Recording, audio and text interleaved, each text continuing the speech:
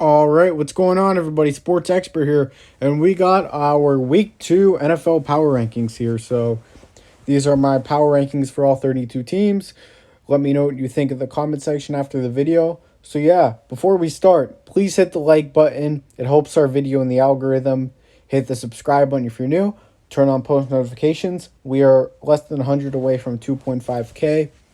And comment what do you think about my power rankings and what would you would change. So let's get started.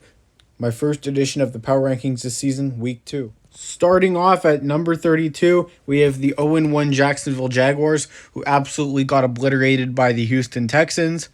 Urban Meyer's first NFL game as a head coach, not ideal. 3 interceptions and 3 touchdowns for Trevor Lawrence, not the greatest performance you want, but, there's a lot to improve on. And, I think he's going to be a great quarterback in this league, but it's going to take time. And the Jaguars are in a lengthy rebuild, so it's not surprising that they're bad, but I didn't expect them to get destroyed by the Texans. I picked the Texans to win that game, but I thought it would actually be close. At number 31, we have the Atlanta Falcons. The Atlanta Falcons, Arthur Smith, what are you doing? 6 points. Matt Ryan, what are you doing as well? Are you washed up or what? I mean, he's got only Calvin Ridley or Kyle Pitts, but, I think he still has Hayden Hurst too. I mean, it's not a terrible situation over there.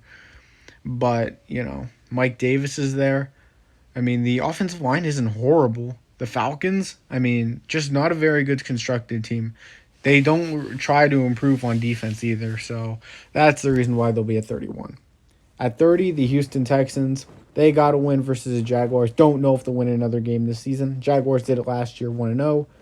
Have lost 16 in a row since. So, Tyrod Taylor played pretty well. Brandon Cooks, he's going to be a threat in the offense all season. And the Texans' defense is not going to be very good. But they had a really nice showing versus the Jaguars, though. At 29, I have the New York Jets. Zach Wilson, he didn't look great versus Carolina and a young defense, too. So, that's concerning. And the Jets, I don't expect Robert Saleh to have much success in his first season. It's going to take time as well. I mean, you can't just say, hey, we go 2-15, we're going to fire you, Robert Saleh. I mean, Zach Wilson isn't going to have rookie success. I just don't see it. And if you see those corners, Bryce Hall, Javelin, Goodry, are you kidding me? That's a joke. So, not really Robert Saleh, it's the team they're putting him around him. At 28, the New York Giants. I've been raving about all offseason how I think the Giants would do a decent, but after and how they would potentially win the division.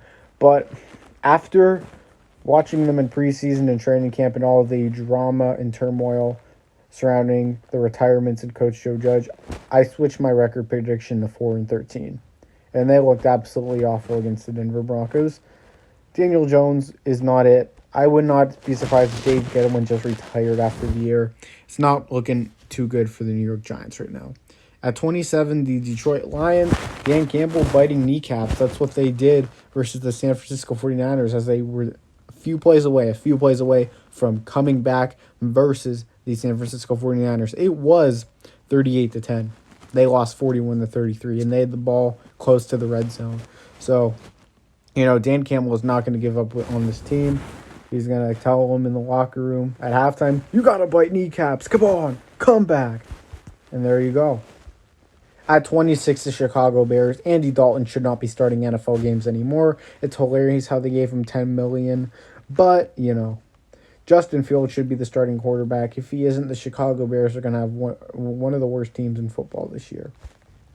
At 25, we have the Las Vegas Raiders. They haven't played yet, but I expect Derek Carr to have a great season for his standards. Darren Waller will be one of the best tight ends in football. Again, the defense is concerning, though, and I don't expect much.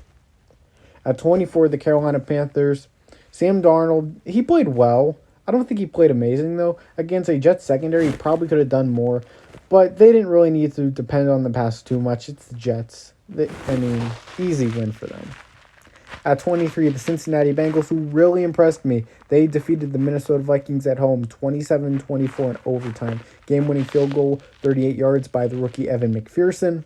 The Bengals looked good. Burrow looked fine. Jamar Chase looked great after a rough preseason. The media, he can't catch a football. Well, he just did. The media is a joke, by the way. At 22, we have the Minnesota Vikings. Obviously, some people in the comment section will be like, hey, the Bengals beat the Vikings. Why aren't they better? Because I want to see more. I want to see more football from these two football teams. And the Vikings could realistically start 0-4. Their schedule is not pleasant to them. So, but Kirk Cousins is he's a very good quarterback. But, Vikings I don't think they're a very good coach, a very well-coached team. I'm not a Mike Zimmer fan at all. And the Vikings could start 0-4, but knowing my Browns, they're probably going to beat them. But I don't know. At 21, we have the New England Patriots. Yeah, the New England Patriots, 17-16 loss over the Dolphins. That was a competitive game all around. It could have went either way, the Patriots or Dolphins. Two decent teams, but the Dolphins were able to take it. And Mac Jones, he's going to have a decent rookie year, but I don't think he's going to do enough to lead New England to the promised land, obviously. At 20, we have the Philadelphia Eagles. A bit of a surprise showing from Devontae Smith and Jalen Hurts. I'm not as surprised by Hurts, but Smith I'm very surprised by. I thought he'd be terrible in his first few games, but 6 catches, 71 yards, and a touchdown. We'll take it. Good stuff. At 19, we have the Tennessee Titans. What an awful performance. Mike Vrabel could be on the hot seat sooner rather than later. He just has shown no credibility. He's shown absolutely no responsibility in this team. None. It's a joke. It's an absolute joke. He's like, this guy did this guy did that. Where's your responsibility, dude? Where is it? You're going to get yourself fired. But yeah, the Titans look bad.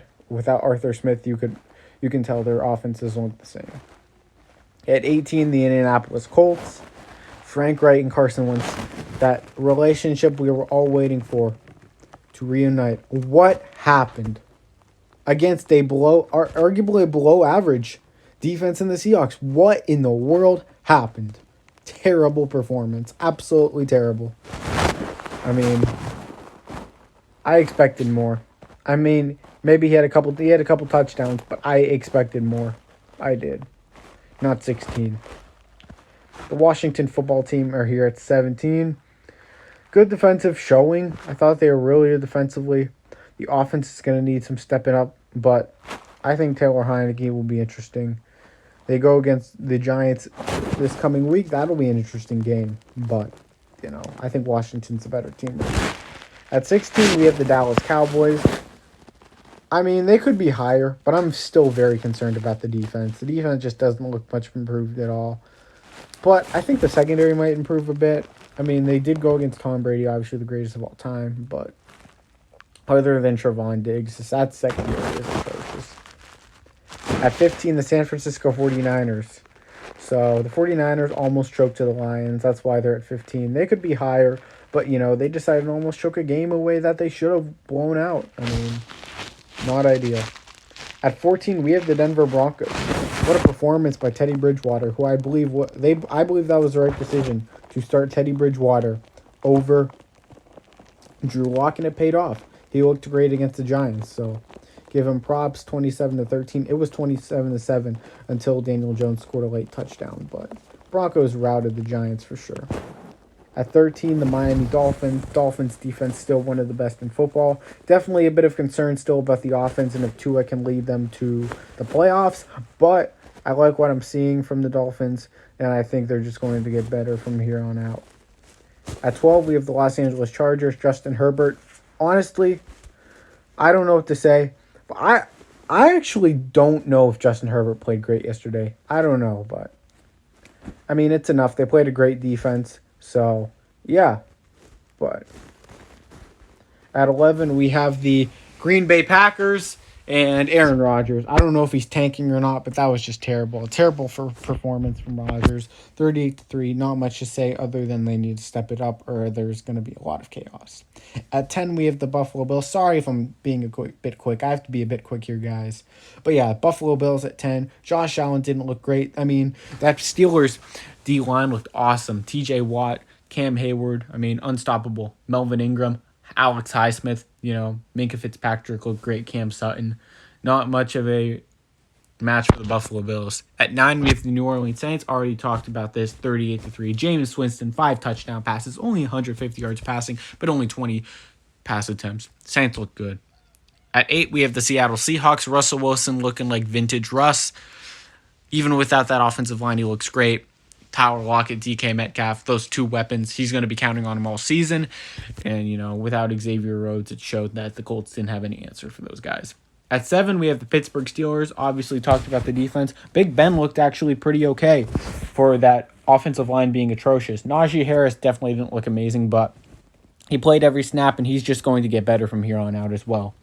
At 6, we have the Arizona Cardinals. Best offense in football through week 1. Kyler Murray for MVP, Chandler Jones for MVP. Where do we even start? The Cardinals look great, and they're going to be a contender this year. At 5, we have the Baltimore Ravens. They play tonight. I expect them to win. Lamar Jackson will run all over the Raiders defense. Yeah. At 4, we have the Los Angeles Rams. Matthew Stafford. There are a lot of concerns. Will he work in the Sean McVay offense? Will he work with that play action? He did. Van Jefferson scored. Cooper Kupp scored on it. Great. At number 3, we have the Cleveland Browns. They did lose to the Kansas City Chiefs, but they look like a top team in football. Baker Mayfield looked good. Other than that interception, there are concerns that, for me, can he perform in the clutch, but I think the Browns are a solid team overall. At 2, we have the Kansas City Chiefs. Mahomes does it again with his magic. He still hasn't lost a game in September, which is crazy. Mahomes, he's probably the best quarterback in football right now, so got to give it up to him.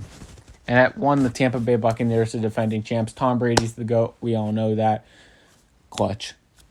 So I appreciate everyone being here. Please hit the subscribe